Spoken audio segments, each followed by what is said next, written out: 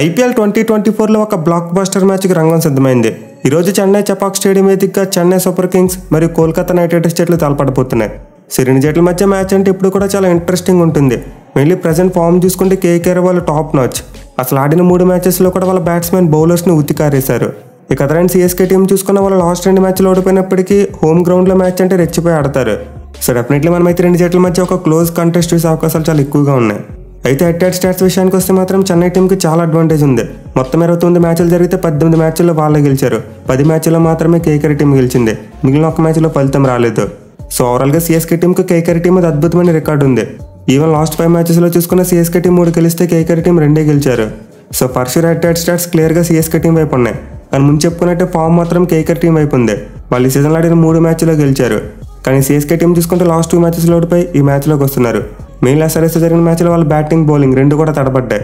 So CSK team అయితే తమ home గ్రౌండ్లో ఎలాగైనా సరే కంబ్యాక్ చేయాలని చూస్తుంది. కానీ మరో పక్కేమో కేకేఆర్ టీం తమ విన్నింగ్ స్ట్రీక్ కొనసాగిస్తూ పాయింట్స్ టేబుల్లో నెంబర్ 1 ప్లేస్ కోసం చూస్తున్నారు.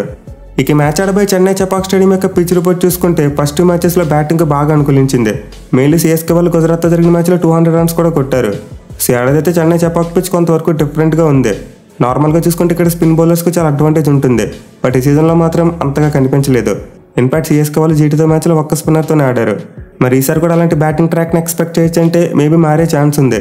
ఎందుకంటే మనం ఆల్రెడీ లాస్ట్ ఇయర్ చూసాం చెన్నై చెపాక్ స్టేడియంలో ఇనీషియల్ మ్యాచెస్లో రన్స్ ఎక్కువ వచ్చినా ఆ తర్వాత డ్రై అయిపోయాయి. ఎందుకంటే పిచ్ యూజ్ చేసే కొద్దీ బౌలింగ్కి ఫ్రెండ్లీగా మారిపోతుంది. పైగా కేకేఆర్ బ్యాటింగ్ యూనిట్ని దృష్టిలో పెట్టుకుని బ్యాటింగ్ పిచ్ చేస్తే సిఎస్కే టీంకి అడ్డం తిరగొచ్చు. సో మోస్ట్ లైక్లీ మ్యాచ్ కోసం అయితే నేను బ్యాటింగ్ ఫ్రెండ్లీ పిచ్ ఉండదనుకుంటున్నా. ఎక్కువగా స్పిన్ బౌలింగ్ అనుకూలించి స్లో పిచ్ని తయారు చేయించవచ్చు.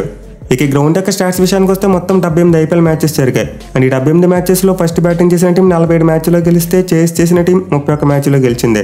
అలాగే గ్రౌండ్లో first innings average score 164 runs. So ఈ స్టాట్స్ బట్టి అయితే క్లియర్గా ఫస్ట్ బ్యాటింగ్ చేసిన టీంకి మంచి అడ్వాంటేజ్ కనిపిస్తుంది. ఈవెన్ ఈ ఏడాది చూసుకునే గ్రౌండ్లో ఫస్ట్ మ్యాచ్ చేస్ చేసిన టీం గెలిస్తే రెండో మ్యాచ్ ఫస్ట్ బ్యాటింగ్ చేసిన టీమే గెలిచింది. మెయిన్లీ ముందు బ్యాటింగ్ చేసినప్పుడు 200 రన్స్ కొడితే చేస్ చేయడం చాలా కష్టం. ఇన్ఫాక్ట్ ఇప్పటివరకు డ్యూ ఫ్యాక్టర్ కూడా చెన్నైలో అంత ఎక్కువగా లేదు. సో ఇనీషియల్ మ్యాచెస్లో పిచ్ ఫ్రెష్గా ఉంటుంది కాబట్టి చేస్ చేయడం కంఫర్టబుల్గానే ఉంది. బట్ ఇప్పుడు చూసుకుంటే పిచ్ని యూజ్ చేశారు అంటే స్లోగా మారుతుంది. సో దీన్ని బట్టి చూసుకుంటే టాస్ గెలిచింది కాబట్టి మేబీ ముందుగా బ్యాటింగ్ తీసుకోవచ్చు. అయితే కేకేఆర్ వాళ్ళకి చూసుకుంటే సిఎస్కే టీం మీద గెలిచిన 10 మ్యాచ్లో 9 సార్లు చేసింగ్ చేసినప్పుడే గెలిచారు. ఒక్కసారి మాత్రమే ఆ టీం మీద ఫస్ట్ బ్యాటింగ్ చేసి గెలిచారు. ఒకవేళ ఇది బ్యాక్ ఆఫ్ ది మైండ్ ఉంటే కేకేఆర్ కెప్టెన్ టాస్ గెలిచి ముందుగా బౌలింగ్ తీసుకోవచ్చు. అలాగే సిఎస్కే టీం తమ లాస్ట్ మ్యాచ్లో ఫస్ట్ బ్యాటింగ్ చేసి ఓడిపోయారు కాబట్టి వాళ్ళు కూడా మేబీ టాస్ గెలిస్తే ఫీల్డింగ్ తీసుకోవాలని టెంప్ట్ అవుతారు. సో పిచ్ యొక్క కండిషన్ బట్టి ముందు ఫీల్డింగ్ చేయాలా లేకపోతే బ్యాటింగ్ చేయాలనేది కెప్టెన్స్ అప్పటికప్పుడు డిసైడ్ చేసుకునే ఛాన్సెస్ ఉన్నాయి. ఇక ఈ గ్రౌండ్ అయితే సిఎస్కే టీం రికార్డు గురించి నేనైతే ప్రత్యేకంగా చెప్పనవసరం లేదు. వాళ్ళకి చెన్నై చెపాక్ స్టేడియం ఒక కంచుకోట. మెయిన్లీ ఆడది వాళ్ళు గెలిచిన 2 మ్యాచ్లు కూడా ఈ గ్రౌండ్లోనే గెలిచారు. బయట ఆడిన 2 మ్యాచ్లు ఓడిపోయారు. సో ఖచ్చితంగా ఈ మ్యాచ్లో సిఎస్కే టీం తమ అవకాశాలను ఫ్యాన్సీ చేసుకుంటారు. ఈవెన్ ఈ గ్రౌండ్లో కేకేఆర్ టీం మీద చూసుకున్న వాళ్ళకి అద్భుతమైన రికార్డు ఉంది. 10 మ్యాచ్లు 7 గెలిచారు, 3 మాత్రం ఓడిపోయారు. సో డెఫినెట్లీ హోమ్ అడ్వాంటేజ్ అయితే ఖచ్చితంగా సిఎస్కే టీంకి ఉంటుంది. అయితే లాస్ట్ ఇయర్ చూసుకుంటే కేకేఆర్ వాళ్ళు ఈ గ్రౌండ్లో సిఎస్కే టీంకి షాక్ ఇచ్చారు. అనూహ్యంగా వాళ్ళు ఈ గ్రౌండ్లో సిఎస్కే టీంని బాల్తో కొట్టించి ఒక మ్యాచ్ గెలిచారు. సో లాస్ట్ ఇయర్ మ్యాచ్ రిజల్ట్ని దృష్టిలో పెట్టుకుంటే కేకేఆర్ టీం కూడా మంచి ఉత్సాహంగానే ఉంటారు. అండ్ దీనివల్ల మనమైతే ఈసారి 2 జట్ల మధ్య ఒక మంచి క్లోజ్ కాంటెస్ట్ని ఎక్స్పెక్ట్ చేయవచ్చు అని చెప్తున్నా. ఇక సిఎస్కే టీం విషయానికి వస్తే వాళ్ళైతే కొంతవరకు ప్రాబ్లమ్స్ ఫేస్ చేస్తున్నారు. మెయిన్లీ లాస్ట్ 2 మ్యాచెస్లో చూసుకుంటే వాళ్ళ బ్యాటింగ్ పెద్దగా క్లిక్ కాలేదు. పాపులర్ ఓపెనర్స్ దగ్గర నుండి సరైన ఫ్లయింగ్ స్టార్ట్స్ రావట్లేదు.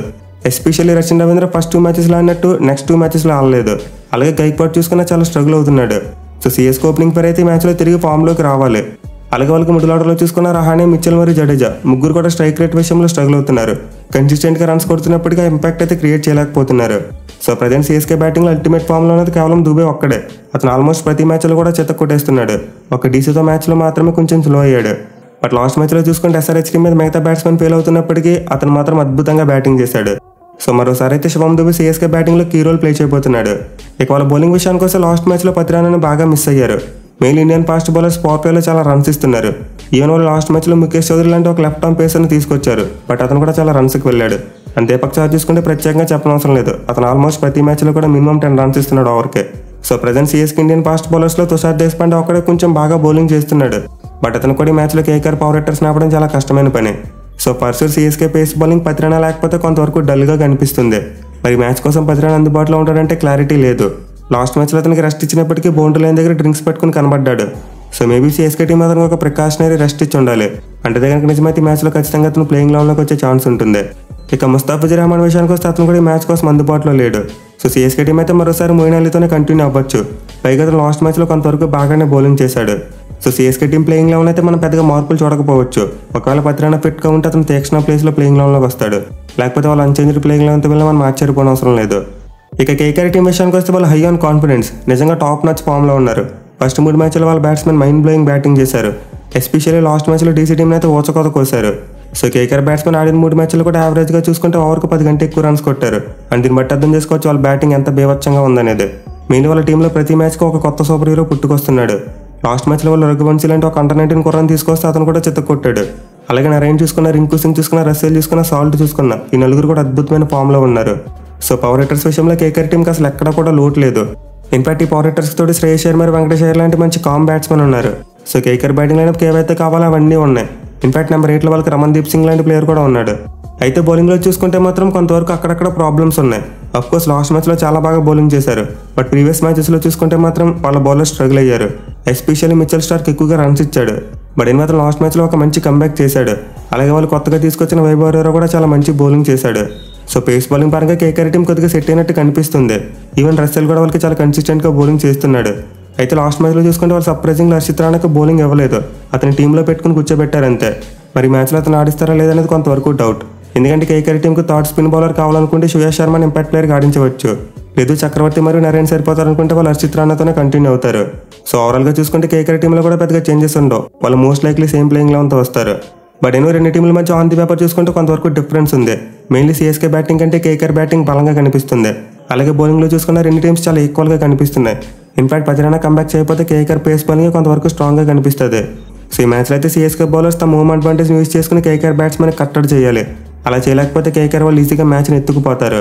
మెయిన్లీ సిఎస్కే టీం నరైన్ ఎంత త్వరగా అవుట్ చేస్తే అంత బెటర్. అలాగే వాళ్ళు డౌన్ ది ఆర్డర్ చూసుకున్న రింకు సింగ్ మరియు రస్సెల్ లాంటి ప్లేయర్స్ మీద ఒక స్పెషల్ ఫోకస్ పెట్టాలి. సో ఈ మ్యాచ్లో మెయిన్ బ్యాటిల్ సిఎస్కే బౌలర్స్ మరియు కేకేఆర్ బ్యాట్స్మెన్ మధ్య ఉంటుంది. మరి మీరు రెండు బలమైన జట్లలో ఏ టీం ఈ మ్యాచ్లో గెలుస్తుంది అనుకుంటున్నారు కింద కామెంట్ చేయండి. Thank you for watching. Have a nice day.